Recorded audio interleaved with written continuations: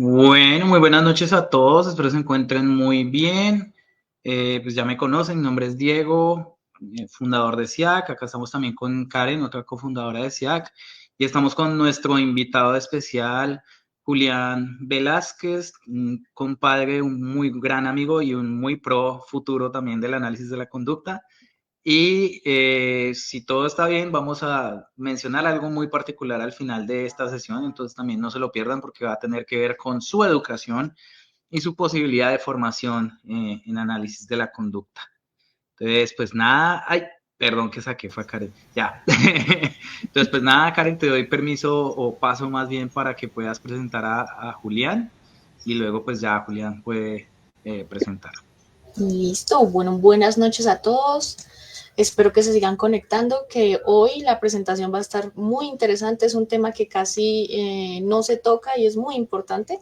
Entonces, bueno, voy a presentar a nuestro querido, ¿cómo decirlo?, orador del día de hoy.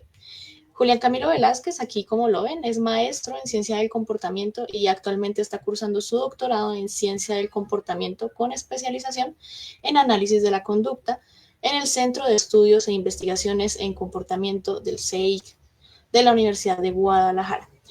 Él inició su formación en Colombia en la Fundación Universitaria Conrad Lorenz e investigó sobre conducta de elección y control aversivo. Pero durante su maestría ha ampliado toda su línea de investigación hacia fenómenos muy particulares que son de recaída, de resurgimiento, de renovación contextual y de reinstauración. Temas muy importantes que casi no se tocan últimamente.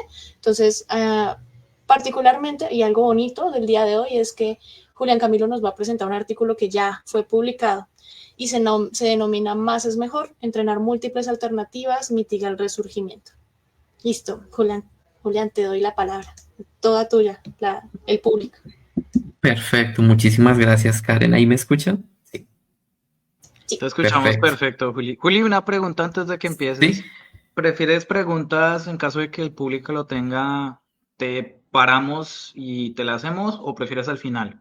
no, yo creo que sí, si la tienen, me pueden parar Ah, y perfecto. Listo. la resuelvo. Listo, Va, gracias, Juli.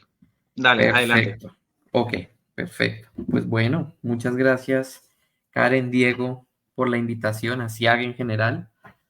Em, Como dijo Karen, pues somos amigos, colegas. Con Karen ya he colaborado un par de veces y con Diego, pues espero colaborar en un futuro muy cercano y seguir colaborando muchos años, ya que ambos son grandes analistas de la conducta. Entonces, empiezo yo con la presentación. Esta es basada en mi tesis de maestría, hecha aquí en el CEIC. Me encuentro ahorita mismo en el laboratorio haciendo esta presentación y es titulada Más es mejor. Entrenar múltiples respuestas alternativas mitiga el resurgimiento. Bien, entonces, como dijo Karen, esta es una investigación que ya fue publicada en Learning and Motivation y como pueden ver, los coautores de este artículo son mi tutor, mi cotutora y mi asesor. Asimismo, un gran amigo y compañero de laboratorio que pues sin él prácticamente este experimento no hubiera salido publicado porque me ayudó a correr todo un grupo de este estudio, que es Carlos Joel. Bien, entonces, primero mencionar que la persistencia de la conducta se refiere a la conducta eliminada que puede reaparecer bajo ciertas condiciones apropiadas. Entre esas podemos encontrar el paso del tiempo, un cambio de contexto o la entrega gratuita de reforzamiento o de las consecuencias que mantiene la conducta, para ser más generales. También encontramos lo que se conoce como resurgimiento. Entonces, para poner un ejemplo de la vida cotidiana, tenemos que nosotros vamos a visitar a un amigo y para acceder a su casa tocamos la puerta. Sin embargo, nuestro amigo nos dice, oiga, no toque la puerta más, ya que instalamos un timbre eléctrico. Entonces empiece a tocar el timbre. Nosotros le hacemos caso a nuestro amigo, dejamos de tocar la puerta y empezamos a tocar el timbre. Sin embargo, un día el timbre no funciona. Entonces estamos tocando el timbre y nuestro amigo no nos abre la puerta. ¿Qué es lo que dirían los principios básicos de la conducta? Que nosotros vamos a volver a realizar la conducta que hacíamos en el pasado, es decir, tocar la puerta. Y este ejemplo tan básico nos ilustra el fenómeno del resurgimiento. el cual formalmente es definido como la recuperación de una respuesta inicialmente reforzada cuando el reforzador actual de una respuesta alternativa decae o empeora. Típicamente el resurgimiento se estudia con un procedimiento de 3 fases. Entonces aquí tenemos una gráfica de un gran artículo del tutor de nuestro compañero Diego, Christopher Podlesnik, en el cual tenemos en el eje Y la dimensión de la respuesta que estemos midiendo y en el eje X tenemos el tiempo o sesiones. Entonces, en una primera fase llamada de entrenamiento, reforzamos una respuesta alternativa, como podemos ver las funciones de bolitas negras.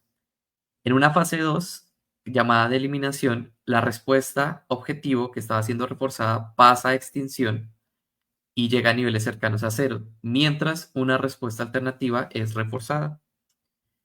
Y en una fase 3, llamada de prueba, la respuesta alternativa entra en extinción, mientras que el objetivo sigue en extinción. Y como podemos ver en la gráfica, hay un incremento de la respuesta objetivo en la fase 3 relativo a su nivel en fase 2. Eso que están cerrando el círculo en las diapositivas es lo que nosotros llamamos resurgimiento. Entonces, ante el empeoramiento, en este caso la extinción de reforzamiento alternativo, la conducta objetivo que estaba en niveles cercanos a 0 reapareció, aumentó su dimensión de respuesta, cualquiera que sea. El resurgimiento es relevante porque nos permite estudiar los efectos de la historia del reforzamiento y por ello es relevante explorar las condiciones bajo las cuales se produce este efecto. Por ello nosotros en el laboratorio realizamos manipulaciones a las distintas fases de resurgimiento que vimos. En este caso, y por motivos de tiempo, nos vamos a centrar en las manipulaciones centradas hacia la respuesta alternativa, es decir, típicamente en fase 2. Y tenemos una manipulación muy interesante de los últimos años que nace de la literatura aplicada, que es el entrenamiento de múltiples respuestas alternativas. Entonces, tenemos un primer estudio de Lambert y colaboradores, los cuales se interesaron por ampliar la clase de respuesta con un entrenamiento serial. Para ello utilizaron un programa múltiple de 2 componentes, un componente control con una sola respuesta alternativa y un componente de prueba con múltiples respuestas alternativas. Entonces, como podemos ver en la grafiquita, en la fase de prueba, encontramos menos resurgimiento del objetivo en el componente asociado a múltiples alternativas. Si vamos a ver la función de líneas de bolas negras es la respuesta objetivo y es mucho mayor al control, como vemos en varias instancias, a comparación de en la prueba que está en niveles prácticamente de 0. Asimismo, otro hallazgo relevante es un efecto de recensia y es que hubo prevalencia de la última alternativa entrenada y un efecto hacia atrás de persistencia de las alternativas. Es decir, aquí se evidencia que hubo más respuestas emitidas a la última alternativa entrenada y le siguió la anterior a esa y se va así hasta atrás. Entonces, es un efecto que en aplicada es muy relevante ya que permite mantener baja la conducta problema y mantener alta el resto de conductas alternativas que típicamente son deseables socialmente. Entonces, basado en este estudio, se hicieron una serie de réplicas sistemáticas, también en la literatura aplicada, manipulando variables como la historia de reforzamiento, el número de alternativas entrenadas y el tipo de entrenamiento. ¿Qué es lo que pasa? Que estas réplicas sistemáticas dieron como resultado una reproducción parcial del efecto de mitigación de resurgimiento. Esto se debe a diversas variables no controladas, dicen los autores, como la propia historia de reforzamiento en algunos artículos, la topografía de respuesta, tanto de objetivo como de las alternativas en otros estudios, dejando pues un gran vacío de por qué no se logró reproducir totalmente el efecto reportado por Lambert y colaboradores. Luego llegó el año 2023 y se realizaron las primeras investigaciones con modelos animales de esta manipulación de entrenar múltiples respuestas alternativas. La primera publicada fue la de Nice y Shaham, los cuales utilizaron 3 tipos de entrenamiento. Un entrenamiento concurrente, donde todas las alternativas estaban disponibles al mismo tiempo. Un entrenamiento serial, donde una a una iban estando disponibles durante esa fase de reforzamiento alternativo. Y un entrenamiento sencillo, que es el típico de resurgimiento, donde solo se entrena una sola alternativa. ¿Qué encontraron ellos? Resurgimiento similar para todos los grupos, es decir, no replicaron el efecto inicial de Lambert y colaboradores. Asimismo, reportaron un efecto de primacía, lo cual es totalmente contrario al efecto de recensia reportado. Sin embargo, Flores y colaboradores ese mismo año publican un estudio donde hacen ligeras variaciones a los entrenamientos realizados por Nis y Sheikham. Entonces, en vez de un entrenamiento concurrente, tenían un entrenamiento intrasesión, es decir, un entrenamiento alternante. En la misma sesión, las palancas, que eran las respuestas alternativas, alternaban como se mostró la animación. También tenían un grupo entre condiciones, donde se entrenaba primero una alternativa, después se retiraba y se empezaba a reforzar la siguiente alternativa. Por último, tuvieron un grupo sencillo, donde se entrenó nuevamente una sola alternativa. Y ellos encontraron mitigación del resurgimiento cuando se entrenaban múltiples respuestas alternativas. No importaba el tipo de entrenamiento que utilizaban. Bien, todo esto nos llevó a plantearnos pues el problema que aconteció nuestra investigación, ¿no?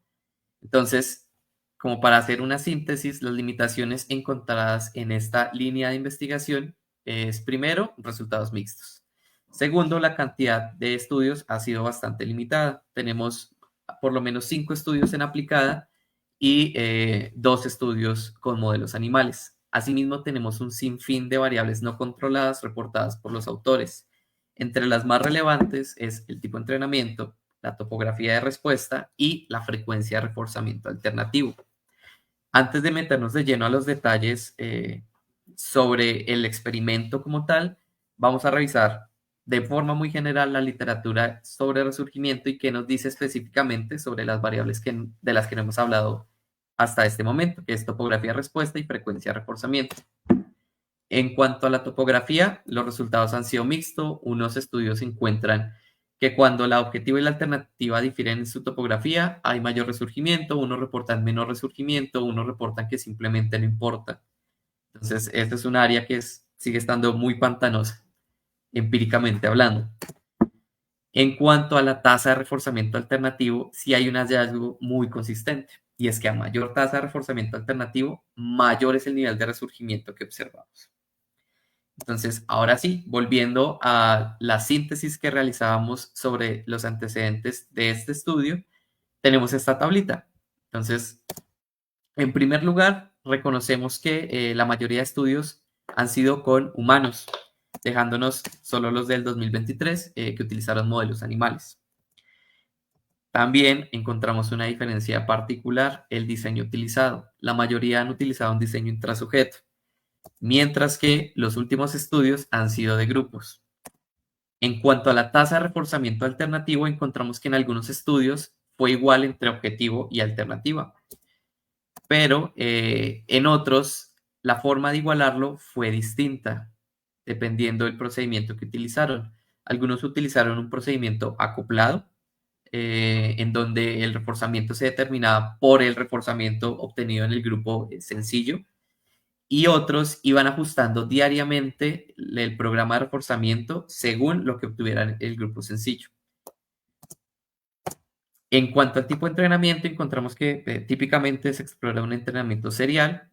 Como sabemos, el interés de este estudio nació en aplicada. En aplicada el entrenamiento serial es bastante común.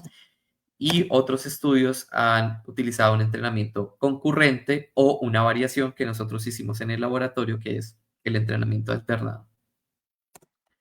En cuanto a la topografía de respuesta, encontramos 3 grandes grupos en el conjunto de estudios. Una donde todas las respuestas que se entrenan son de diferente topografía. Otra donde todas son de la misma topografía.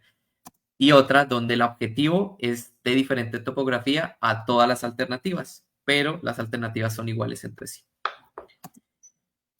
Por último, el efecto que tenemos pues ha sido disminución del resurgimiento, como se puede ver en RO en minúsculas para denotar que se mitiga el resurgimiento, y efecto de recencia. Y tenemos resurgimiento, que es RO denotado con mayúsculas, y efecto de primacía. Una medida estadística de qué tan grande es este efecto observado nos deja ver que los efectos reportados son de pequeños a medianos, siendo el de Flores un tamaño de efecto bastante grande.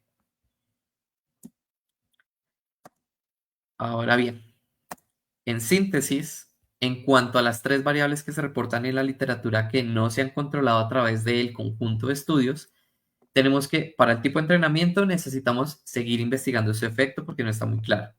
En cuanto a la topografía de respuesta, debemos controlar esta variable para descartar que esté influyendo en los datos mixtos.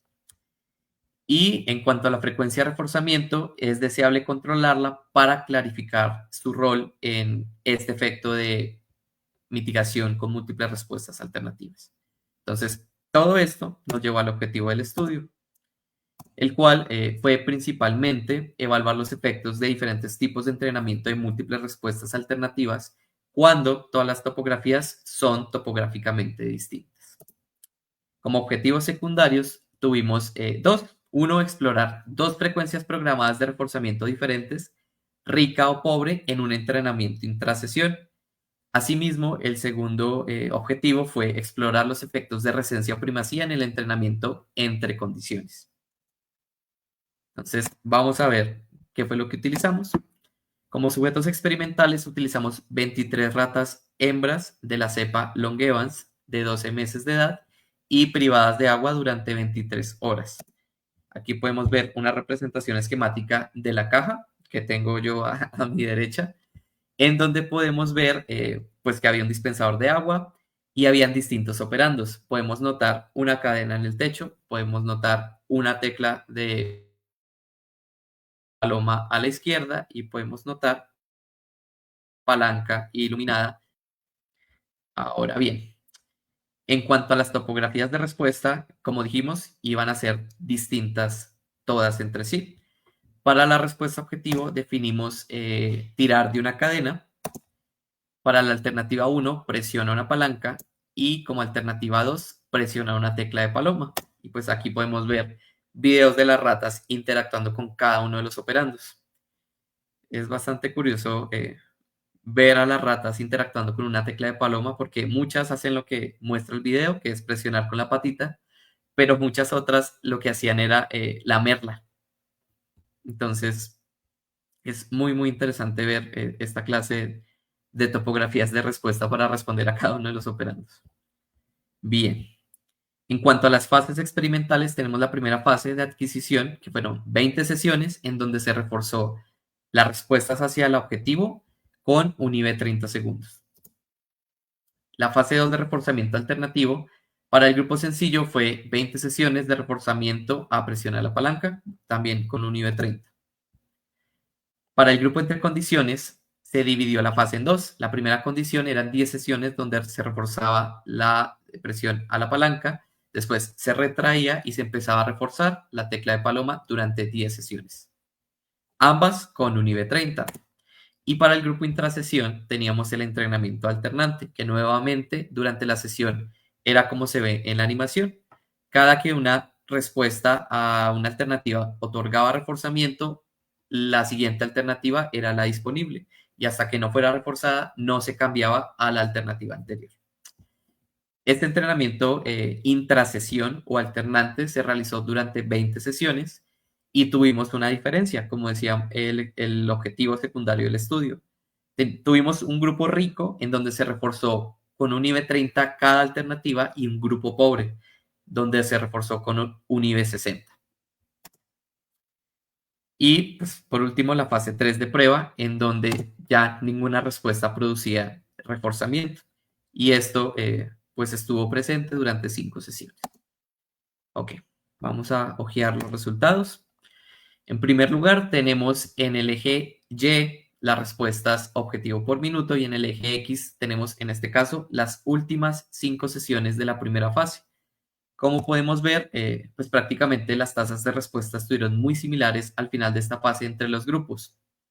Ahora, entrando a la fase 2, en donde se extinguió el objetivo y se empezó a reforzar la alternativa, vemos un decremento gradual de la respuesta objetivo para todos los grupos. Sin embargo, notamos un detalle. Dime. Perdona, te interrumpo. No te preocupes. Hay un comentario, yo también tengo una pregunta. Dale. Pero el primer comentario es de Leonardo Castellanos, es ¿por qué se implementó un intervalo variable? Ok. Típicamente en las investigaciones de resurgimiento se implementan intervalos variables y esto es porque generan una tasa de respuesta alta y constante. Entonces, esto nos ayuda a ver más claramente los efectos de recuperación de respuesta, como lo es el resurgimiento. Entonces, simplemente fue para guardar una consistencia metodológica en el área.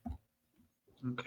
Julio, yo tenía bueno, Ujú. no tengo la duda, pero de pronto algunos de los que te ven o te van a ver futuramente, es si de pronto hay alguna forma como de entender esto más a nivel aplicado, como de pronto lo verías tú, de este, por ejemplo, este entrenamiento serial, este entrenamiento concurrente, no sé qué opinas o cómo lo verías. Sí, sí, sí, sí. Un ejemplo, digamos, aplicado en la investigación aplicada sería la conducta problema es una agresión. Entonces, yo a la agresión la pongo en extinción y lo que hago es empezar a reforzar una conducta alternativa. Entonces, digamos que la agresión ocurre porque el niño quiere algo. Entonces, por ejemplo, quiere un juguete. La respuesta alternativa uno sería enseñarle a que me muestre una carta que diga quiero juguete. Entonces, yo le enseño esa conducta durante algunos minutos y después, si yo utilizo un entrenamiento serial, lo que hago es que cuando me muestre la carta, yo ya no le voy a dar el juguete. ¿Por qué? Porque esa respuesta está en extinción. ¿Qué voy a hacer ahora? Voy a enseñarle otra respuesta de comunicación. Entonces puede ser el uso de el mando, por favor, dame el juguete. Entonces ahí es una respuesta que tiene la misma consecuencia que es obtener el juguete, pero es distinta. Ya no involucra el intercambio de cartas, sino ya es un mando verbal. Y si yo quiero entrenar otra respuesta alternativa, ya ni la carta ni el mando verbal me dan el acceso al juguete. Ahora va a ser el uso de un tablero electrónico donde yo presiono un botón que emite un sonido que es juguete. Entonces, ese sería un ejemplo de entrenamiento serial en aplicada. No sé si quieras un ejemplo, digamos, un poquito más de la vida cotidiana. Sí, si quieres darlos adelante, creo que podría ser bastante ilustrativo. Ok, perfecto. Digamos, a mí me gusta mucho un ejemplo en donde la conducta problema sea el consumo de alcohol. Entonces, esta persona va a terapia, empieza a dejar de tomar y junto al terapeuta empiezan un plan de acción en donde empieza a realizar otras conductas. Entonces, conducta alternativa número uno, hacer ejercicio. Entonces, esta persona empieza a hacer ejercicio. ¿Qué es lo que pasa? Que nosotros tenemos 24 horas en el día y pues no vamos a estar 24 horas haciendo ejercicio. Y también vamos a espaciar nuestras sesiones de ejercicio si vamos empezando. Por lo cual necesitamos otra conducta alternativa, que puede ser a la persona le gusta el rock. Entonces, junto al terapeuta acuerdan que puede ir a clases de música, aprender a tocar guitarra. Entonces ahí tenemos otra conducta alternativa. Y digamos que a esta persona también le gusta tomar fotografías. Entonces la persona se compra una cámara y empieza a tomar fotografías. Y ahí tenemos un conjunto de tres conductas que nos están entrenando de forma serial, como en el caso del ejemplo de la aplicada, sino que van alternando en un mismo día durante varios días. Entonces, esta sería la misma lógica que tomamos para nuestro estudio y pues vamos a ver si en este ejemplo de la persona que consume alcohol, el aprendizaje de todas estas conductas alternativas puede mitigar o no una posible recaída a futuro. Entonces, lo dejamos ahí pendiente para el final. Perfecto. Ok. Bueno, voy siguiendo entonces. Retomando, estábamos viendo la conducta objetivo durante fase 2 y dijimos que había algo interesante. Y es que para el grupo entre condiciones, que es la función de bolitas blancas, encontramos un aumento en la respuesta objetivo más o menos a mediados de fase, que es este de aquí. ¿Qué es lo que pasó a mediados de fase? Recordemos, se dejaba de entrenar la alternativa uno y se empezaba a entrenar la alternativa 2. Entonces, probablemente por ese cambio de reforzamiento entre alternativas, hubo un aumento de la tasa de respuesta. Y este aumento fue estadísticamente significativo. Entonces, podemos predicar que este aumento es resurgimiento. Bien. Antes de ver fase 3, vamos a analizar qué pasó con el responder alternativo por minuto. Entonces tenemos en el eje Y las respuestas alternativas por minuto, pero de una forma combinada. Es decir, para los grupos con múltiples alternativas se combinaron tanto la tasa de respuesta de la palanca como la de la tecla de paloma. Y vemos prácticamente que en las primeras 10 sesiones de esta fase hay un nivel similar en la mayoría de los grupos, que son los que encontramos abajo. Sin embargo, hay un nivel muchísimo más alto en el grupo intrasesión rico. Esto es porque estaba siendo pues, reforzado con una tasa de reforzamiento mucho más alta. Cuando vemos las 10 sesiones siguientes, vemos algunos cambios. Por ejemplo, la respuesta alternativa 2 del grupo entre condiciones, nuevamente las bolitas blancas, incrementa bastante. Nosotros nos podemos preguntar por qué. Y la respuesta es la de la pregunta anterior, porque dejamos de reforzar una topografía que era presionar la palanca y empezamos a reforzar la siguiente topografía, que era presionar la tecla de paloma. Entonces, la tecla de paloma es bastante sensible a cualquier respuesta y pues por lo tanto es mucho más fácil de emitir la respuesta para las ratas. Por eso vemos un incremento en esa tasa de respuesta.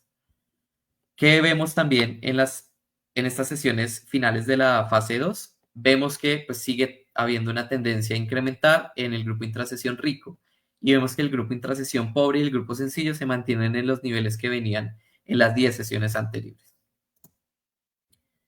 Bien, cuando realizamos un análisis centrado en cuál es el efecto de la topografía de respuesta, al menos en esta fase 2, nos encontramos con esta gráfica. Tenemos las respuestas alternativas por minuto en el eje Y y en el eje X tenemos cada grupo con múltiples respuestas alternativas. Tenemos la alternativa 1, cuadraditos negros, y alternativa 2, cuadraditos blancos. Lo que vemos es que, digamos, la alternativa 2 fue mayormente emitida que la alternativa 1 en el grupo entre condiciones. Sin embargo, vemos que la diferencia entre ambos no es tan grande. Asimismo, hay mucha dispersión en cuanto a la alternativa 2, lo cual no permite capturar diferencias estadísticamente significativas.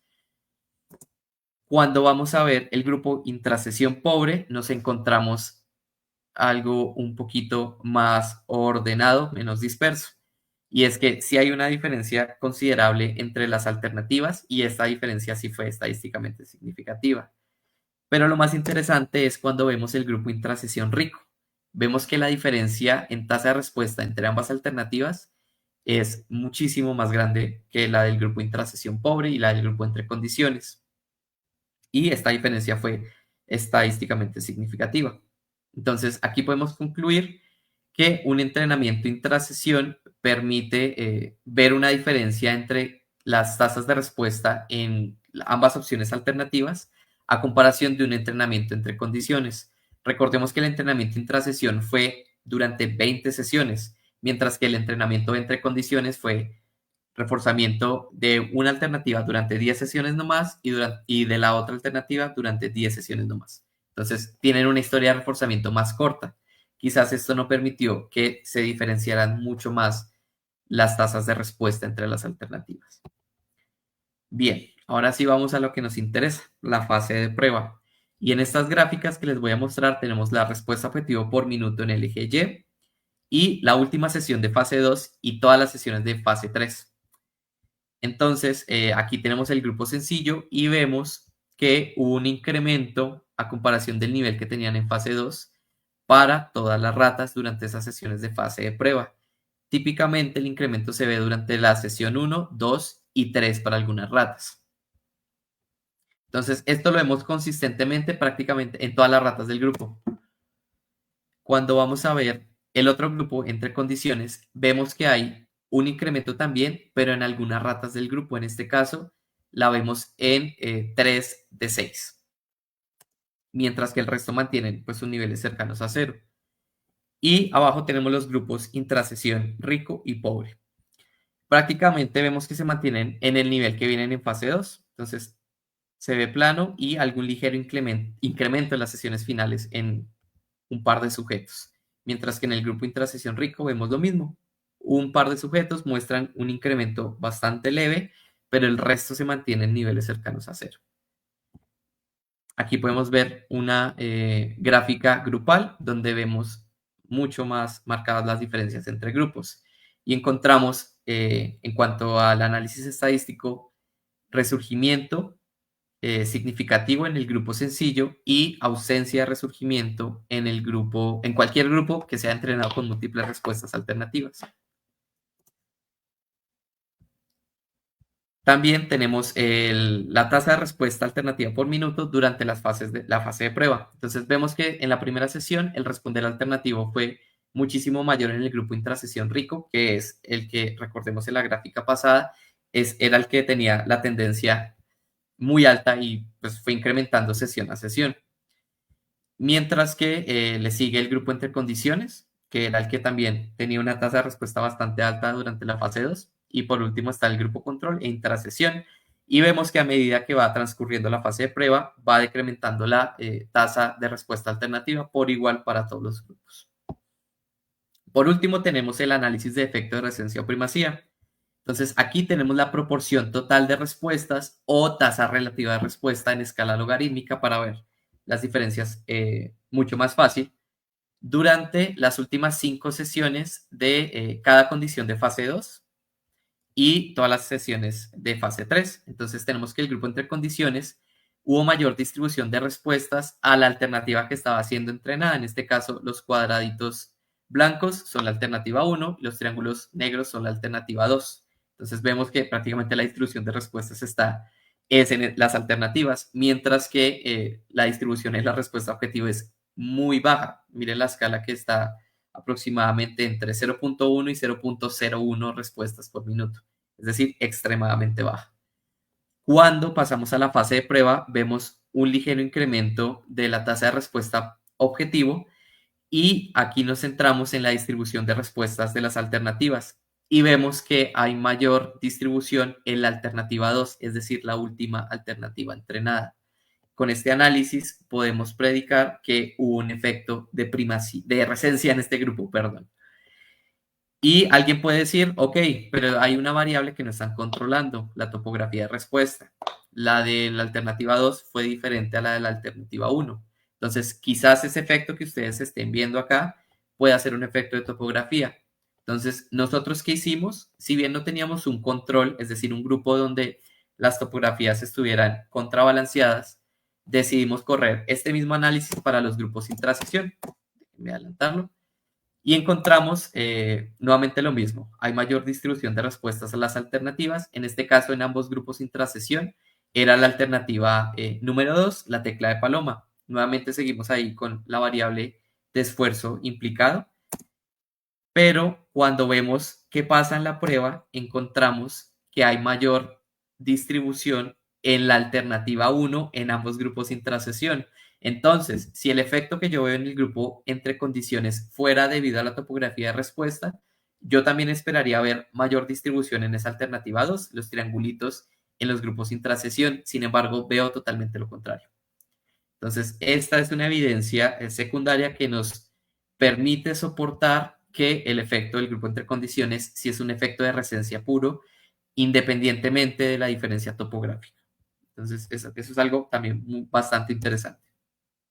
Bien, todo esto nos lleva a la discusión y es que el hallazgo principal es que los entrenamientos de operante expandida, también llamados de entrenamiento de múltiples respuestas alternativas, parecen mitigar el resurgimiento comparado con un entrenamiento sencillo de una sola alternativa. Y pues digamos, un poco buscando las explicaciones de estos hallazgos, es que probablemente la mitigación del resurgimiento con el grupo intrasesión no se deba a la frecuencia de reforzamiento alternativo. ¿Por qué? Porque vimos que en ambos grupos, rico y pobre, hubo pues, prácticamente ausencia de resurgimiento. Entonces, ¿por qué pudo pasar esto? Quizás el entrenamiento intrasesión pudo haber entrenado en discriminar mejor localmente las contingencias respuesta reforzador. Es decir, que hay reforzamiento alternativo ocasional en las alternativas. Entonces, unas veces hay en esta, otras veces no hay y está en la otra. Sin embargo, también se entrenan los organismos a que en el objetivo hay una ausencia total de reforzamiento. Entonces, hay teorías que ya vamos a ver más adelante que dicen que este entrenamiento en discriminación permite mitigar el resurgimiento. Entonces, esta es una posible explicación a nuestros resultados. Julián, te tengo Sí. un momento para otra pregunta de Claro los que sí. comentarios. Y la pregunta de Jesús es, ¿cómo se integran los resultados dentro del marco de RAC2? Sí. No lo entendí en tu póster. Ok, perfecto. Jesús, ya vamos para allá. Tú tranquilo. Bueno, entonces ya le contestamos a Jesús en algunas diapositivas adelante. Seguimos con la explicación de los hallazgos. Entonces, para el grupo entre condiciones, ¿por qué no observamos resurgimiento? Quizás se deba a que nosotros tuvimos una mayor persistencia en la alternativa 1. ¿Por qué? Recordemos que cuando se dejó de entrenar la alternativa 1, en vez de entrar en extinción, como lo hacían típicamente el conjunto de estudios de nuestros antecedentes, nosotros lo que hicimos fue retirarla. ¿Para qué? Para prevenir su extinción y para que la extinción de esta alternativa 1 y de la alternativa 2 se llevara a cabo al mismo tiempo durante la fase de prueba. Entonces, quizás esto permitió que hubiera una mayor persistencia en la alternativa 1 y por ende menor resurgimiento observado en este grupo. Otra posible explicación es un efecto de cuasi resurgimiento. Volvamos a la gráfica de los resultados que vemos ahí, es decir, ese incremento en medio de fase 2. ¿Qué es lo que pasa? Que la literatura ha dicho que este efecto de cuasi resurgimiento es una reexposición a la prueba. Entonces yo tengo una pequeña prueba durante fase 2 y luego vuelvo a probar durante fase 3. Entonces hay un efecto repetido de la prueba. Y hay literatura que ha encontrado que cuando yo repito la prueba, tengo chances de encontrar menor resurgimiento al de la primera ocasión. Sin embargo, este hallazgo también es mixto en la literatura, igual al de la topografía de respuesta. Entonces, muchos dicen que reexponer a los sujetos a la fase de prueba no da menos resurgimiento, sino da mayor resurgimiento, o simplemente no importa, yo obtengo el mismo nivel de resurgimiento con cada repetición. Entonces, se postula como una posible explicación ambas, pero pues nos orientamos un poco más a la primera. Bien, en cuanto a los hallazgos secundarios, está el efecto de resencia con un entrenamiento entre condiciones. ¿Qué puede explicar este hallazgo? Que tal vez hubo un control discriminativo durante la fase 3 y es porque las condiciones de la caja operante como contexto durante la fase 3 eran muy similares a las condiciones de estímulo a las últimas sesiones de fase 2. Entonces, en este caso era porque la tecla estaba encendida y la tecla encendida no estaba en ninguna otra fase antes, ni siquiera en el entrenamiento de la respuesta objetivo. Entonces, las condiciones de prueba fueron muy similar a las condiciones de reforzamiento alternativo finales para este grupo, lo cual puede explicar este efecto de resencia. También volvemos al esfuerzo de la respuesta. Si nos basamos en la tasa de respuesta, podemos hacer una jerarquía de esfuerzo, en donde la respuesta que requería menor esfuerzo para emitirse era la tecla de paloma, mientras que la respuesta que requería mayor esfuerzo para emitirse era tirar de la palanca. Entonces, nosotros aquí encontramos que la clase de respuestas, es decir, distintas topografías que son mantenidas por un mismo reforzador, en este caso agua, pudieron organizarse en una clase jerárquica, que es un concepto que viene de la aplicada. Entonces, ¿cómo podemos probar esto? Realizando una investigación, armando diferentes clases jerárquicas y ver si tiene un efecto sobre el patrón de resurgimiento. Entonces, el objetivo ya no va a ser la cadenas, que es la más difícil de emitir, sino va a ser la más fácil de emitir, que es la tecla, presionar la tecla de paloma. Entonces, de esta forma, experimentalmente podemos evaluar esto. ¿Sí, Julián, Karen? ahí yo tengo una pregunta. Claro que Una sí. pregunta curiosa y también para ti que planeas hacer Sí, experimentos futuros de este tema. ok. ¿No tendrá que ver con que fue agua? Es decir, recordando a Timberlake, etcétera, etcétera. ¿No tendrá que ver que, pues tú mismo lo dijiste, ellas lamían la tecla? Es la respuesta más cercana o bueno, es un patrón de respuesta general que ocurriría frente al agua. Entonces, ¿no sería posible que sea porque se usó agua, que ese sea el comportamiento que más incrementaba? Esa puede ser una explicación plausible y de hecho me hace pensar en el estudio de Jenkins, si no estoy mal, con palomas donde veían la topografía respuesta, si estaban privadas de agua, como la forma en la que picoteaban era muy similar a cómo ellas toman agua, con el pico un poquito abierto. Y si eran privadas de comida, ya cerraban mucho más el pico. Yo creo que sí puede tener un efecto. La forma de probarlo es llevarlo al laboratorio. Entonces, Sí, sí puede ser algo bastante interesante. Algo que, digamos, puede no apoyar esta hipótesis es que nosotros encontramos muchas respuestas cuando se utilizan operandos similares a la tecla paloma, como el no spoke. Entonces, siempre se reporta que las ratas emiten más o menos el doble de respuestas. Entonces, la única forma de desentrañar todo este enredo y cuestiones curiosas es llevándolo al laboratorio y esperemos llevarlo al laboratorio pronto. Un estudio sencillito yo creo que permitiría resultados interesantes, sencillos, pero pues bastante importantes en el área al menos de topografía de respuesta, ¿no? ok. Yo te doy una opción para cuando vayas a correrlo, porque sé que lo vas a correr. Perfecto. Que mantengas el agua, pero que Sí. un grupo de ratas cuando están en sus cajas de descanso, por así decirlo, Ujú. tengan su bebedero como siempre, que es así, ¿no? Hacia arriba. Sí. Y que otro grupo de ratas tenga su bebedero abajo. Y Ok. después pones diferentes opciones. Por ejemplo, así como está, donde se ubica más o menos el bebedero de donde normalmente beben, que Ujú. sería esa tecla. Y también una alternativa 2, que es la tecla en el suelo. Y Ya. miras, sin cambiar el tipo de alimento, el tipo de objeto. Ya. Ok. Perfecto. Muy Eso suena Timberlake y bastante Lucas, interesante. doña Karen. Sí, Literatura buena.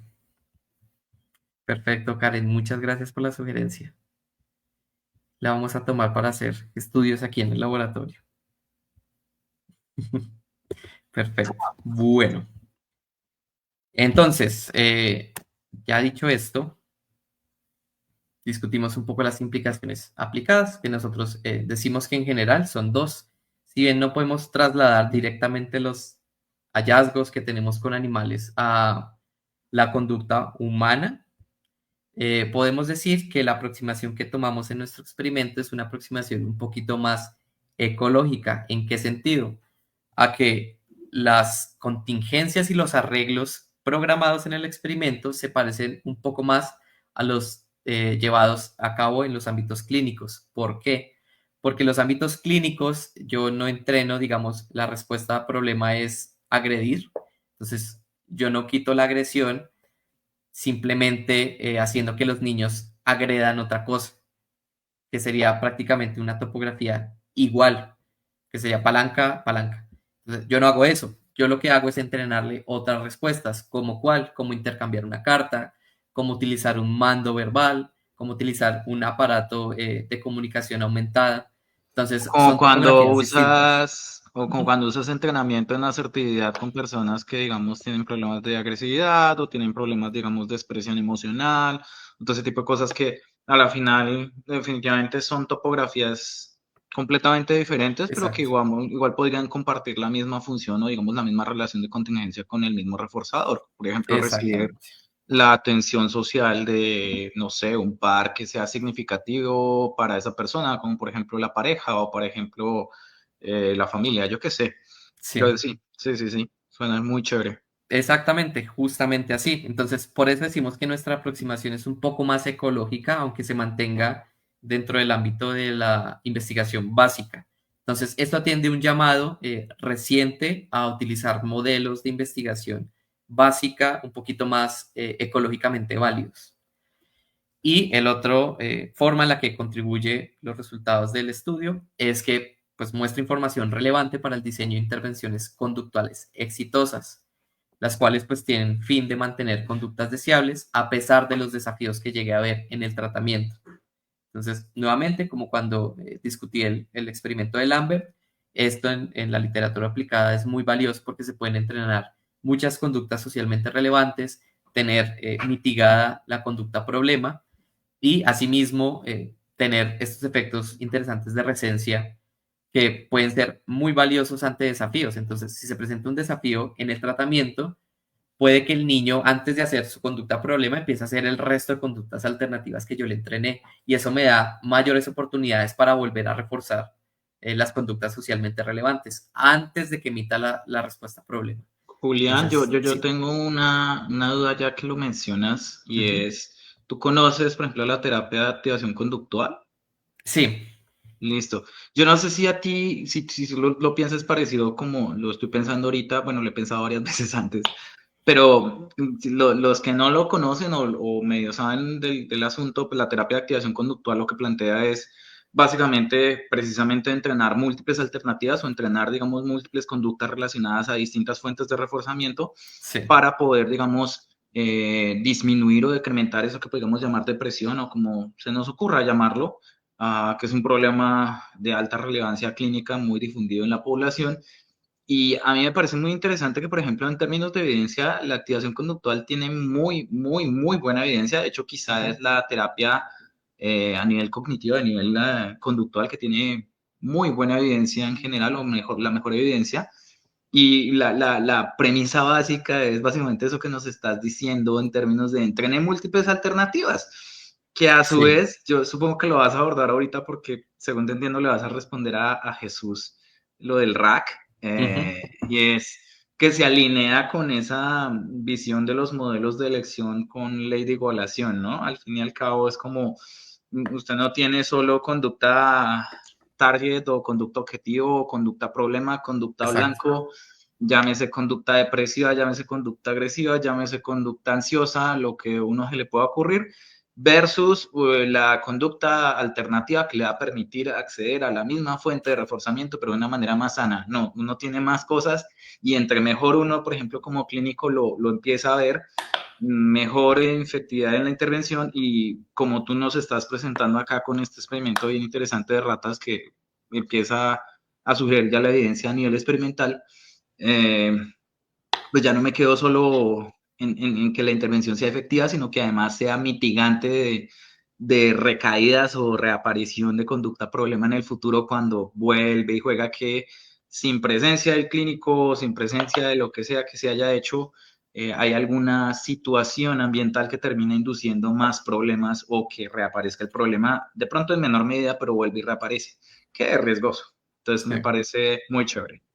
Sí, sí, sí, de hecho, también yo conozco muy poco de activación conductual y prácticamente es la misma premisa. Entonces, yo creo que este tipo de estudios de la básica permiten mayor evidencia justamente a eso, a lo que vemos en ámbitos aplicados, en este caso, pues más orientados hacia la clínica, ¿no? No tanto trabajo de niños con autismo. Entonces, yo espero que estos datos sirvan para informar esa área y que en esa misma área se realice investigación que muestre con evidencia empírica pues, lo que predican. Porque, pues, como vimos, el área, la línea de investigación de entrenamiento de múltiples respuestas alternativas para mitigar recaídas es relativamente joven. Ahí podemos contar unos 7 estudios, nomás 7, 8 con este. Entonces, esto para un área de investigación pues, es bastante poco, apenas van haciendo. Entonces, hay mucho por hacer ahí, como tú dices, en básica, en aplicada, en clínica, con lo de activación conductual. Entonces, pues vamos a ver por dónde nos lleva todo esto. Pero sí, es bastante interesante y bastante deseable para los terapeutas. Perfecto. Bueno, ya entramos a la parte final de la presentación, que es discutir un poco las teorías explicativas del resurgimiento. Y ya ahí vamos a contestarle a Jesús con resurgimiento como elección. Entonces, una de las teorías explicativas cuantitativa es la del momentum conductual. Esta teoría lo que dice es que hay dos dimensiones de la respuesta. Uno es la fuerza de la respuesta y otro es la tasa de respuesta. La tasa de respuesta es lo que vimos en las grafiquitas. Sin embargo, la fuerza de respuesta se debe es al pareamiento entre consecuencias y entre las consecuencias y el contexto donde ocurren esas consecuencias. Entonces es pareamiento estímulo-estímulo. Entonces, ¿qué es lo que pasaría en fase 2? Que este evento es disruptivo de la extinción del objetivo. Entonces es un disruptivo adicional. Aparte que yo la estoy extinguiendo y ya está bajando, ya está decrementando el nivel, estoy añadiendo reforzamiento alternativo y decrementa mucho más. Entonces es como un doble disruptivo. Y este reforzamiento alternativo tiene otro papel aparte de ser disruptivo y es que contribuye a las relaciones estímulo-estímulo. Entonces, reforzador en el contexto de reforzamiento. ¿Qué es lo que explica el resurgimiento? Que la remoción de ese disruptor durante la fase 3 causa el resurgimiento. No importa cuál sea la fuente de reforzamiento alternativa, es decir, si yo tengo 3 respuestas, pero al final obtengo la misma cantidad de reforzamiento con esas 3 que con una sola, la teoría del momentum conductual va a predecir que yo voy a obtener la misma fuerza o el mismo nivel de resurgimiento. ¿Qué es lo que pasa a la luz de nuestros datos? Que eso no se cumple. Nosotros deberíamos ver el mismo nivel de resurgimiento en la mayoría de grupos debido a que tenemos las mismas relaciones estímulo-estímulo. Como podemos recordar, la mayoría de grupos se reforzó con un IV30 las alternativas. Entonces, esto hace que la tasa de respuesta sea prácticamente igual para esos grupos, excepto para el grupo pobre que tuvo una tasa menor. Y eso, pues en la predicción nos dice, ok, pues nuestros grupos deberían tener el mismo grado de resurgimiento, cosa que no vimos. Entonces, nuestros datos no se alinean con esta teoría del momentum conductual. Ahora vamos a la otra teoría popular que hay, la teoría del contexto. Entonces, esto dice que el resurgimiento es una instancia de renovación contextual. Entonces, la renovación contextual es la recuperación de una respuesta debido a el cambio del contexto de extinción. Entonces, típicamente se estudia con un diseño ABA. Entonces, yo adquiero en un contexto A, puede ser, no sé, un contexto donde haya un olor a manzana, extingo en contexto B, donde hay un olor a limón, y sigo en extinción, pero vuelvo a ser expuesto a un contexto A con el olor a manzana. Entonces, este mero cambio del contexto de extinción lo que genera es un aumento en la respuesta que estaba eliminada. En este caso, plantean que el resurgimiento puede ser un tipo de renovación contextual ABC. Entonces, en la fase A, yo adquiero una sola respuesta. En la fase B, esa respuesta está en extinción y pues, refuerzo otra respuesta. En la fase C, que es diferente a las anteriores, pues ya no hay reforzamiento. Entonces, al ser un diseño ABC, pues se plantea como una instancia de renovación contextual. Y dice que el resurgimiento se da por un fallo en la generalización de ese aprendizaje inhibitorio en el contexto de extinción B. Entonces, la predicción basada en esta teoría es que los entrenamientos de operante expandida pueden favorecer la generalización del aprendizaje inhibitorio. Y esta predicción, pues sí está de acuerdo a lo que encontramos. Entonces, ¿qué es lo que pasa? En el grupo pobre tenemos reforzamiento infrecuente.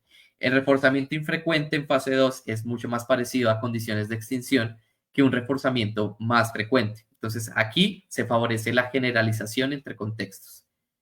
¿Qué otra posible explicación basada en esta teoría podemos dar a nuestros hallazgos? Es que nosotros probablemente tuvimos extinción en múltiples contextos.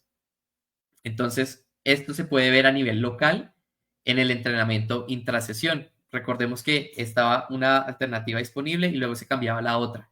Entonces, yo lo que estoy haciendo ahí es entrenar que la respuesta objetivo está en extinción en el contexto de reforzamiento alternativo 1 y en el contexto de reforzamiento alternativo 2. Entonces, es un entrenamiento local.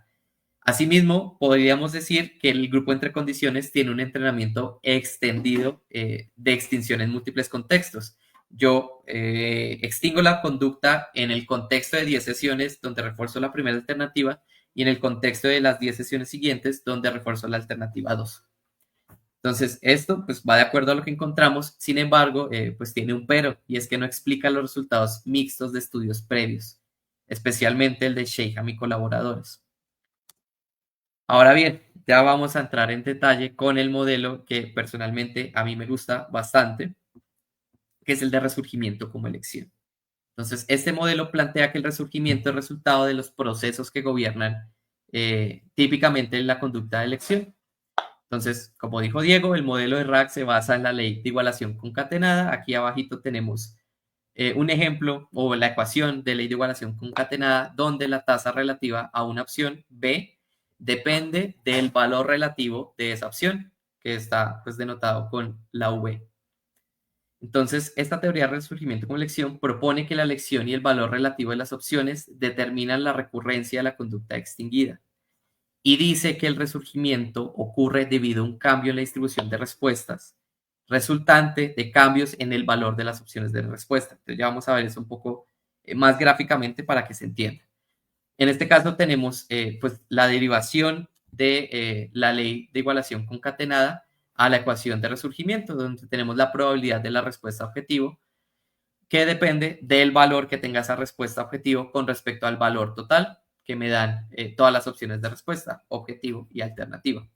Entonces, este valor se calcula teniendo en cuenta la recencia de mis experiencias con alguna opción de respuesta, multiplicado por la tasa de reforzamiento de esa respuesta. Entonces, ya vamos a ver qué es esto de las recencias.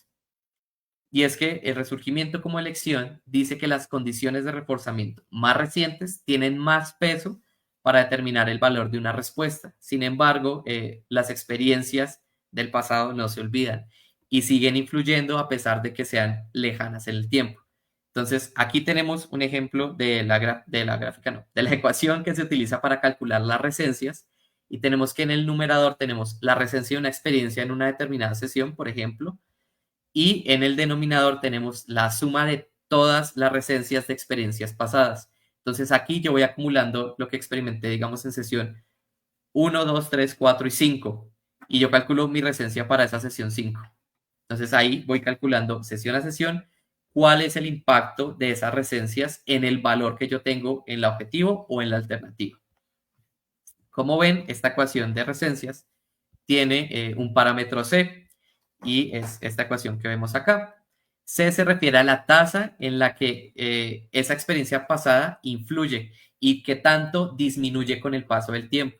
Entonces, valores de este parámetro acá, que es un parámetro libre, lambda, que son menores a 1, quiere decir que las experiencias actuales no están teniendo tanto peso en la construcción de valor de la respuesta, sino que son las recencias pasadas las que tienen un poco más de peso. Entonces, esto es lo que significa el parámetro C que encontramos en la ecuación de recencias, que es esta con la W. Entonces, ahora vamos siguiendo con el modelo. El modelo básico es ese que les mostré. Ahora, como un trabajo posterior del modelo es el resurgimiento como elección, el contexto. Y este pone en el modelo ciertos parámetros relacionados a la discriminación que establecen los organismos. Y este ajuste al modelo predica que la exposición a condiciones de reforzamiento y extinción establecen sesgos en la distribución de respuestas que yo tenga durante la fase de prueba. Entonces, esto se captura con los parámetros D1 y D0. Entonces, D1 es cuando yo estoy expuesto a reforzamiento alternativo, D0 es cuando hay ausencia de reforzamiento alternativo. Lo que me dice esta nueva iteración de resurgimiento como elección en contexto es que mi conducta va a estar sesgada dependiendo de las exposiciones a reforzamiento alternativo y a las exposiciones a la ausencia de reforzamiento alternativo. Entonces, si yo tengo mucha exposición a este cambio, lo que voy a hacer es que el organismo se va a sesgar hacia la alternativa, que es la que estaba siendo reforzada. Entonces, esto puede explicar pues esas disminuciones en el resurgimiento. Ahora bien, vamos a ver la ecuación que nos falta ahí por tocar, que es la de la respuesta objetivo. Esta es la misma de probabilidad que les mostré en la primera diapositiva. Sin embargo, vemos la adición tanto de los parámetros de discriminación de 1 y de 0, como otros dos parámetros libres. K, que es la tasa de respuesta asintótica, es decir, el máximo al que la tasa de respuesta va a llegar. Y A se refiere a un parámetro de arousal o de activación que trata de capturar los efectos invigorantes del reforzamiento. Para que se den una idea, en este parámetro A se capturan cosas como la diferencia cualitativa entre reforzadores. Entonces, por ejemplo, agua versus comida. Lo que encontramos en cuanto a tasas de respuesta es que las ratas responden más a la comida que al agua. Probablemente, si nosotros realizamos algún tipo de ajuste en donde esté este parámetro de arousal, encontremos que la arousal es mayor.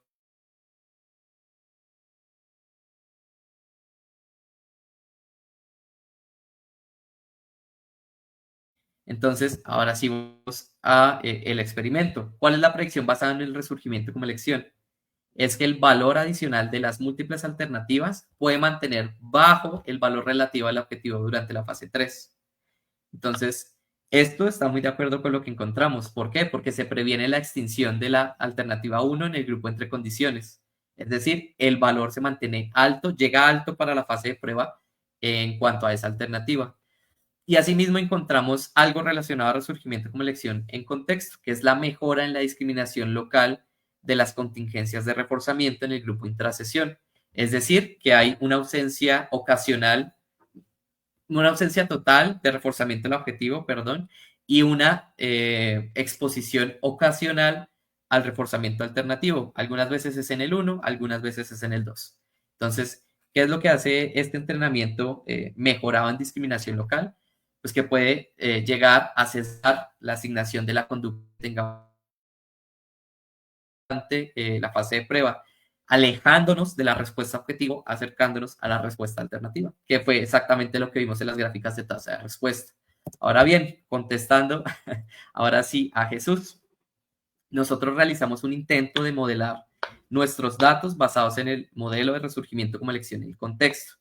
Entonces, lo que nosotros queríamos ver es si estas descripciones cualitativas que nosotros hacemos de que el valor adicional de múltiples alternativas puede mantener el valor alto y mitigar el resurgimiento, o de que hay una mejora en discriminación local, pues vamos a ver si el modelo nos soporta esas ideas.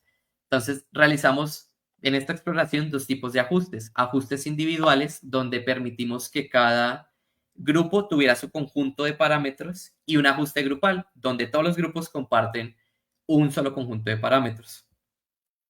Entonces, lo que encontramos en general es que en términos de ajuste al modelo, utilizando como indicador R cuadrado, pues es bastante bueno, está entre 93 y 96 cuando se ajustan los datos individuales. Cuando se hace el ajuste grupal, pues baja a 88, pero igual sigue siendo un ajuste bueno de los datos. ¿Qué otra cosa vemos? Que cuando realizamos ajustes individuales se llegan a capturar características complejas del conjunto de datos, como cuál, como el incremento a media sesión para el grupo entre condiciones. Entonces, esto puede ser capturado por el modelo. En el ajuste grupal, no, desaparece la captura de este efecto pues, relevante en nuestro conjunto de datos. Otra cosa que vemos es que el modelo predice o subpredice el resurgimiento que obtenemos en fase 3, que es la última parte de la gráfica que vemos en la derecha. Las predicciones del modelo son la línea punteada y los datos obtenidos son las líneas sólidas. Entonces, como podemos ver, las líneas sólidas están por encima de las punteadas para todos los colorcitos, que cada color es un grupo. Entonces, ahí el modelo pues tiene ciertas limitaciones para capturar los resultados obtenidos. Sin embargo, nos damos cuenta que si captura el orden de resurgimiento que obtuvimos, es decir, mayor resurgimiento en el grupo sencillo y menor o resurgimiento nulo en el resto de grupos. Otra cosa importante, y tiene que ver con la gráfica de la derecha, son los parámetros libres. Entonces, cada uno que les mostré tiene que ver con una parte de la ecuación del modelo. Entonces, cuando realizamos un ajuste grupal, encontramos varias cosas interesantes. Por ejemplo, tenemos 3 parámetros de este entrenamiento en discriminación. El que era de 1 y de 0 se integran en uno solo que es de m. Entonces, nosotros lo que hicimos fue crear 3 parámetros de m distintos, dependiendo del tipo de entrenamiento. Y que encontramos que el parámetro, el valor del parámetro es mucho mayor para los grupos con entrenamiento de múltiples respuestas alternativas, siendo muchísimo mayor para el grupo intrasesión a comparación del grupo sencillo. ¿Qué nos quiere decir esto? Que se soporta cuantitativamente nuestra hipótesis sobre la mejora del entrenamiento en discriminación. Entonces, parece que sí, parece que las ratas en el grupo intrasesión específicamente discriminan mejor que las ratas en el grupo sencillo. ¿Y qué es lo que hace esto? Pues sesga la conducta hacia la alternativa lejos del objetivo, es decir, permite mitigar el resurgimiento. Entonces, cuantitativamente soportamos nuestra hipótesis. ¿Qué otra cosa relevante encontramos en los datos? Tenemos distintos parámetros de sesgo. Como es basado en ley de igualación, encontramos que en la ley de igualación se captura el sesgo por el parámetro B. Aquí se hace de igual manera. Nosotros lo que hicimos fue colocar distintos parámetros de sesgo. ¿Por qué? Porque teníamos topografías distintas. Entonces teníamos una topografía hacia la palanca, un parámetro de sesgo hacia la palanca y un parámetro de sesgo hacia la tecla. Y que encontramos diferencias interesantes que se capturan que captura lo que vemos en las tasas de respuesta. Y es que el parámetro de sesgo a la tecla es mucho menor que el parámetro de sesgo a la palanca. ¿Esto qué nos quiere decir? Que hay un sesgo mayor a la tecla y después le sigue la palanca. Exactamente lo que vimos en el orden de las tasas de respuestas en cada una de las opciones. Recordemos que había mayor tasa de respuesta en la tecla, seguido de la palanca y por último la cadena. Entonces, esto también lo captura el modelo con el ajuste grupal. Cuando vamos a ver los parámetros de los ajustes individuales, encontramos pues, la gráfica de la derecha, donde tenemos cada parámetro por cada grupo, siendo cada grupo un color. Entonces, encontramos algo muy interesante en el parámetro de arousal, y es que es mucho mayor el arousal que hay en el grupo sencillo y mucho menor en el resto de grupos. ¿Qué es lo que pasa? Encontramos también como cierto intercambio entre parámetros, entre el arousal y las tasas asintóticas. Entonces, entre más arousal hay, menor es la tasa asintótica que se predice. Este es un problema del modelo. Entonces, pues ahí sí yo no les puedo dar explicación de por qué pasa esto, porque es un problema ya identificado por varios autores y se debe meramente a los modelos e integraciones matemáticas que utilizan a lo largo de la construcción de todos estos datos. Hay una Listo. alta probabilidad de que eso también tenga que ver con el hecho de que solo se están tomando en cuenta dos alternativas, a pesar de que en realidad hay, bueno, dos alternativas, a pesar de que en realidad hay más alternativas implicadas allí. Entonces Ajá. eso podría tener que ver un poco con el lío de Ok. fondo. Sí, yo estaba pensando de hecho en que, yo no sé, yo asumo que la K aquí es similar a la ley de igualación, es decir, a la Sí. K de la. Entonces la K es directamente, es prácticamente tasa de respuesta y el arousal es característica del tipo de estímulo. Entonces tal vez es por eso, ¿no? Es decir, entre mayor cantidad de estímulos, debería reducirse la K, ¿o no? Toca probar. Más Toca estímulos. probar. O sea, sí, de Tocaría hecho. examinar porque es que Ajá. yo no estoy seguro, por ejemplo, que el concepto de arousal que estás describiendo sea el mismo que se maneja en RAC, que viene de la teoría de Killen. Entonces no estoy tan seguro que vaya por la vía, pero podría ser también, sí. Oh, Sí, pues sí. sí. O sea, arousal que cuéntanos de nuevo. Trata de capturar los efectos invigorantes del reforzamiento. Bueno, Entonces, pues, pues, como les dije en el ejemplo, reforzadores cualitativamente mejores, pues prácticamente tienden a capturar valores de arousal más altos. ok, listo, ¿no? Al Sí menos puede. a partir de este modelo, del modelo de resurgimiento con lección, que es lo que muestran los datos de Sheikham. Sí, no, toca hacer pruebas porque técnicamente se supone que la K es, es básicamente la tasa de respuesta para la cantidad total de reforzamiento posible. Pero Entonces, lo que pasa, Karen, es que la K que tú estás pensando es la K de la hipérbole de Herstein, que eso es básicamente totalidad del comportamiento. Y el modelo por de eso, RAC como tal no aborda la totalidad. La K de acá, digamos, no va por esa vía, que de hecho es pero, uno de los problemas del modelo. Ujú. pero la K es, o sea, técnicamente el modelo, como todos los modelos, no saben cuál es la totalidad del reforzamiento, por eso existe la K. Sí, pero a lo que me refiero es que la K del modelo de RAC o de RAC 2 no tiene que ver directamente con la K del modelo de la hipérbole de Herstein. Entonces esa era mi pregunta Por eso te inicial. digo que conceptualmente no necesariamente es equivalente, pero es una crítica válida porque pues precisamente uno de los líos es ese. O sea, por ejemplo, yo me podría poner a pensar si realmente el RAC 2 captura apropiadamente todo lo que está sucediendo con el experimento de Julián o con los resultados, digamos, de serial y concurrentes Ujú. de más de dos alternativas. eh, y es algo que propiamente pues no hace y es algo que de hecho se critica. Por ejemplo, mi tutor es uno de los que criticó eso con Baum. Entonces, pues habría que ver. Sí. Entonces se van más por las potencias, les prefieren las potencias.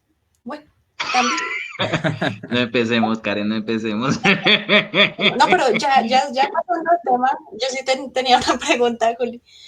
Una pregunta pequeñita, Dime. Juli, sobre Ujú. estos modelos y era, que es que me perdí un segundito hablando de CAS y cosas. Era cha. Ah, sí, ya. ¿Tú crees que estos modelos, es decir, veo el R cuadrado y el problema con el R cuadrado es que pierde valor con cada intento que le saques? Entonces, si tú, no sé si todavía se puede, o si tienen ratas nuevas para correr esto de nuevo, utilizando los valores viejos, ¿tú crees que el modelo seguiría prediciendo? Es decir, misma rata, nuevas condiciones, ¿seguiría prediciendo? Uy, no te sabría decir, Karen. No te sabría decir. Siento que es algo complejo y, digamos, centrándose en R cuadrada, también es otra crítica que yo he visto que le hacen al modelo y a los modelos cuantitativos en general. Y es algo que yo he hablado con Diego, que quizás la R cuadrada Es no un problema. es un buen indicador para esto. Sé que en los trabajos que salen del laboratorio donde está Diego actualmente, han encontrado formas un poco más conservadoras de realizar estas predicciones con el modelo. Entonces ya, pues si bien presentan el R cuadrado, no es el foco. Presentan otras medidas que soportan más los ajustes que se realizan con el modelo, que son un poquito más conservadores y menos susceptibles a este error que tú mencionas. ¿O sí? Igual es que se ve muy pequeñito y no alcanzo a ver todos los datos, pero ¿tú reportaste los tamaños de efecto? Porque podrías, Acá no. Es ok, algo que tenemos que explorar todavía. sí, se podría revisar el tamaño de efecto y replicar a ver si el tamaño del efecto se mantiene. Exactamente. No, pero muy chévere, Julián. Sigamos, ahora sí, continúa. Gracias. Gracias, Karen. No, no, no. Yo feliz de que intervengan y hagan comentarios tan enriquecedores como ese. Bueno, entonces les estaba diciendo que a la derecha están todos los parámetros por cada uno de los grupos. Los ajustes individuales, nuevamente lo digo, tenían un conjunto de parámetros individual para cada grupo. Entonces tenemos este intercambio entre el arousal y las tasas asintóticas. Otra cosa curiosa que tenemos con los ajustes del modelo es el valor de lambda. Recordemos que este da qué tan rápido se pierde esa influencia por las experiencias actuales y pasadas. En este caso, muchos grupos dan un valor de cero de este lambda. Eso quiere decir que están mirando muy atrás en el pasado los organismos, que las experiencias pasadas son las que tienen un poquito más de fuerza a comparación de las experiencias presentes. Esto realmente quizás es por las tasas de respuesta bajas que tenemos en el objetivo. O sea, las respuestas fueron aproximadamente 12 respuestas por minuto, que fue la topografía más difícil de realizar según las tasas de respuesta, ¿no? Tirar de la cadena. Entonces, probablemente el modelo necesite que este parámetro esté en cero para capturar las diferencias a la hora de llegar a fase 3. Eso es lo que hemos discutido pues, con el colaborador. Hemos estado desarrollando el modelo. Entonces, eso es otro, como ahí cosita rara que pues todavía debemos trabajar y discutir teóricamente qué implica exactamente para este conjunto de datos. Tenemos también el parámetro de sesgo de la palanca y de la tecla. Y encontramos que es mucho más alto en el grupo sencillo. Recordemos que cuando es más alto el parámetro de sesgo es porque el sesgo es hacia la respuesta objetivo.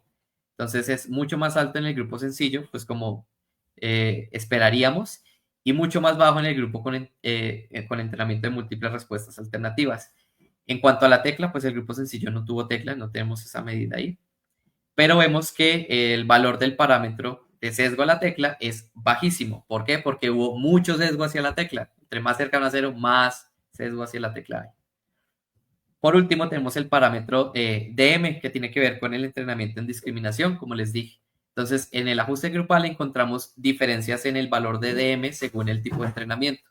Aquí, el modelo en los ajustes individuales también captura cierta diferencia, más predominante en el grupo intrasesión rico, donde este parámetro es casi el doble que el valor que toma para los otros grupos. Entonces, aquí nuevamente encontramos que el entrenamiento intrasesión, al menos rico, sí genera un entrenamiento en discriminación mejorada con respecto a los otros grupos y con respecto al que más nos interesa, que es el grupo sencillo.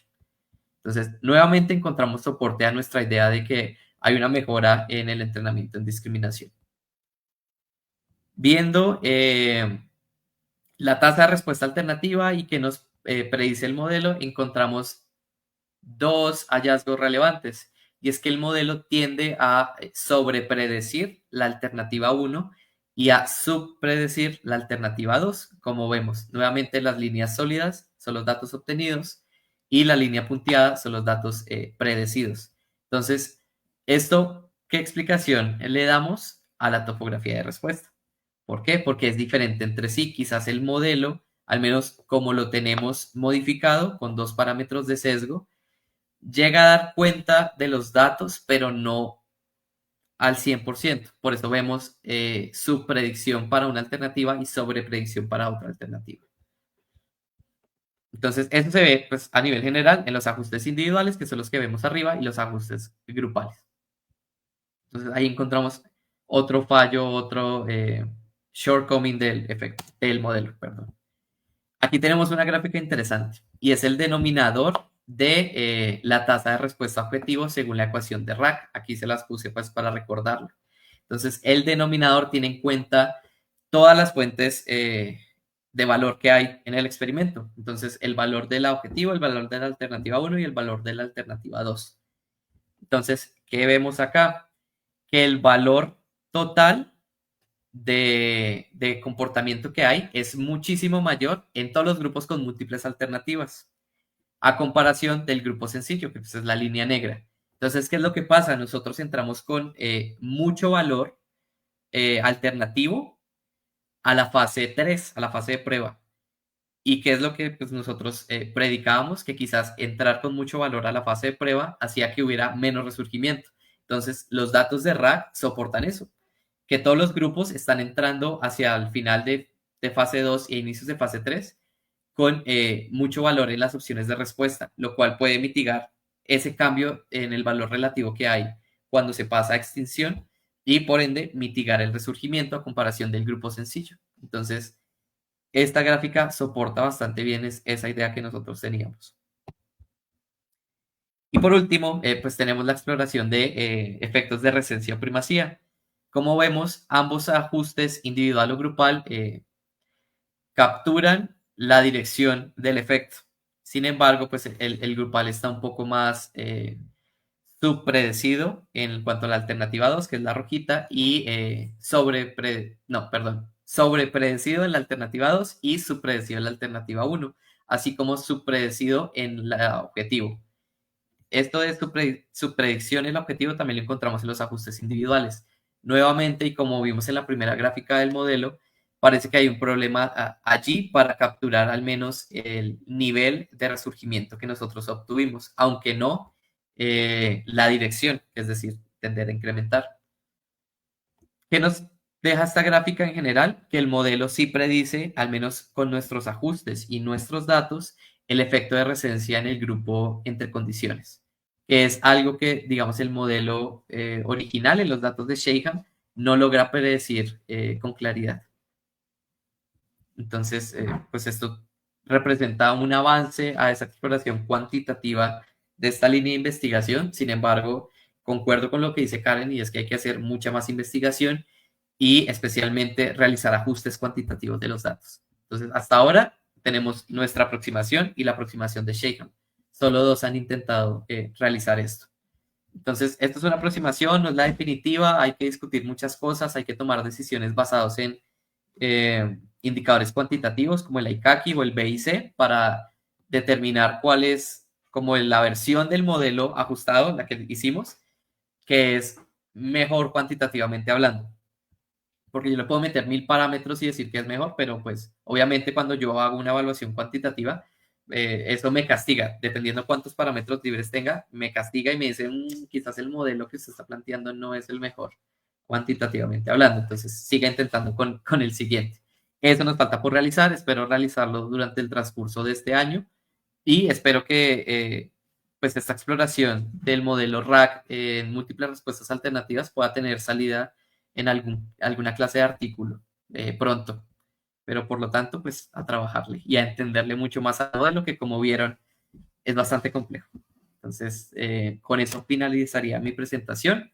Muchas gracias por su atención. Agradecer a los colaboradores de este proyecto, mi tutor, el doctor Carlos Flores, mi compañero de laboratorio, Carlos Joel, mi cotutora, la doctora Rebeca Mateos, mi asesor, el doctor Camilo Hurtado, y la persona con la que realicé toda la colaboración del ajuste del modelo cuantitativo, que es Rostinol.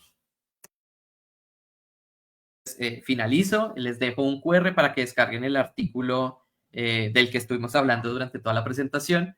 Les dejo también un código QR a mi perfil de ResearchGate para que vean investigación que he realizado tanto de resurgimiento, de restablecimiento y de otras áreas como control aversivo y elección.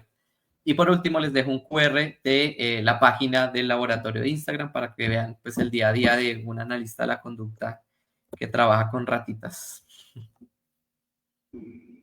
Bueno, perfecto. Muchísimas gracias, querido Julián. Pues no sé si el público tenga alguna pregunta adicional.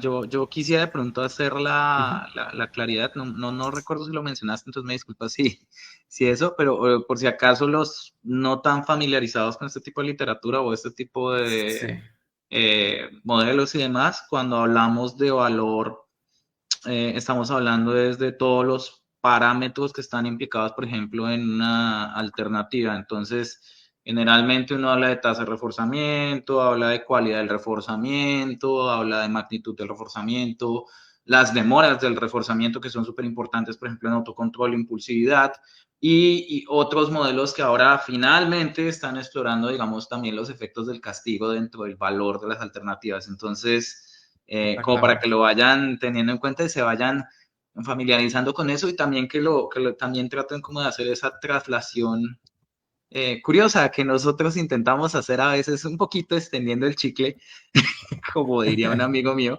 pero sí de tratar de ver como miren la relevancia que esto puede llegar a tener, porque básicamente con este estudio de Julián nomás ya estamos viendo que definitivamente la lógica, al menos en términos, por ejemplo, de intervención clínica, no solo con autistas o con neurodesarrollo, sino con neurotípicos incluso, definitivamente es como empiece a mirar cuáles más alternativas usted puede encontrar para ese individuo y se va a dar cuenta que no solo va a tener una intervención de pronto tremendamente buena, sino tal vez incluso va a mitigar la probabilidad de recaída en el futuro de la conducta que usted como clínico, por ejemplo, terminó quitando antes, Sí. como por Ahí dar yo, un ejemplo. ahí yo meto Dale. la cucharada y es que sí, que hay que estar actualizándose todo el tiempo. Es decir, se comete un error sin culpa, por así decirlo, de creer que el mejor procedimiento es el que ya estoy utilizando y después aparecen artículos que nos dicen no es la mejor idea entrenar y extinguir de a uno. Tal vez sea buena idea entrenar varias a la vez. Entonces, sí, muchas gracias, Julián, por este artículo. Esta presentación estuvo muy chévere. Nos gustó mucho. Y lean el artículo, está sencillito de leer y es muy chévere, entonces vale la pena. Y Y pues de nada, hecho, antes... dale. bueno, dale. No, Karen me dice que el QR del artículo no está sirviendo, entonces Karen te lo mandé por WhatsApp para ver si lo puedes poner ahí por encimita. Ok, Listo. listo. Ya, sigue, Diego. Sí, y pues ya como para finalizar, pues simplemente quería decirles a los que estén presentes o a los que vayan a ver este video más adelante, estamos pensando volver a abrir uno de los cursos que ya ustedes conocen, curso de condicionamiento operante o al menos más bien bases en condicionamiento operante, que originalmente Laura y yo dictamos el año pasado, ya está, se me está olvidando cuándo fue, que dictamos el año pasado y en esta ocasión estamos pensando que nuestro querido Julián aquí presente sea el docente, si ustedes le prestaron mucha atención y a veces de pronto no vieron la cantidad de cosas que pueden haber implicadas, pues se acaban de dar cuenta que tienen a alguien que sabe muchísimo, entonces pues creo que es una oportunidad para quien quiera tomarlo el curso de bases operantes de aprender de alguien que también sabe bastante, que es en este caso nuestro colega Julián. Y si no, pues coméntenle amigos suyos, vamos a sacar la publicidad muy pronto, entonces pues estén pendientes y ahí estaremos charlando. Y pues nada, querido Julián, parece que no hay más preguntas, comentarios, inquietudes, Perfecto. dice Alejandro se fue así rush rápido, entonces Karen va a ser coautora de tu siguiente artículo según lo que dice acá el muchachón. Leonardo dijo algo que no entiendo muy bien de Miltenberger. Si Leonardo estás por ahí, quieres aclarar el comentario de Miltenberger con el procedimiento de generalización, adelante. Y pues acá el buen amigo Tigro, muy pro el buen Julián, la colega Blanca Cornejo y el colega Gael, que siempre dice que siempre se agradece el trabajo de los conductistas para mejorar el conocimiento. Muchísimas gracias. No es solo, no es solo de conductistas, eso hay que aclararlo, es de cualquier psicólogo, digamos, basado en evidencia que sea riguroso. Pero muchas gracias. Ah, bueno, y dice Leonardo Castellanos que se refiere al asunto de entrenar en múltiples alternativas. Ok, si nos puedes enviar algún link o cuál libro o artículo leíste, sería súper interesante como para también que lo leamos y lo discutamos, porque yo realmente no conozco qué dice Miltenberger al respecto. Pero bueno, pues bueno, nada, muchísimas gracias a todos y que estén muy bien. Nos vemos en la siguiente. No se les vaya a olvidar que en nuestra siguiente ocasión vamos a tener de invitada también a otra persona, que es Daniela Galvis Quintana, que va a estar hablándonos también de renovación y de restablecimiento, otros dos fenómenos de recaída muy interesantes en torno a las operaciones motivacionales. Entonces, pues nada, también los invitamos a eso y ahí como ustedes pueden ver, tienen el QR ya arreglado para que ustedes pues puedan acceder a eso y puedan leer el artículo. Entonces, pues no siendo más, nos vemos, que estén muy bien, hasta otra. Bye bye. Hasta luego a Nos todos, que les vemos. Gracias, Diego. Gracias, Karen, por el espacio.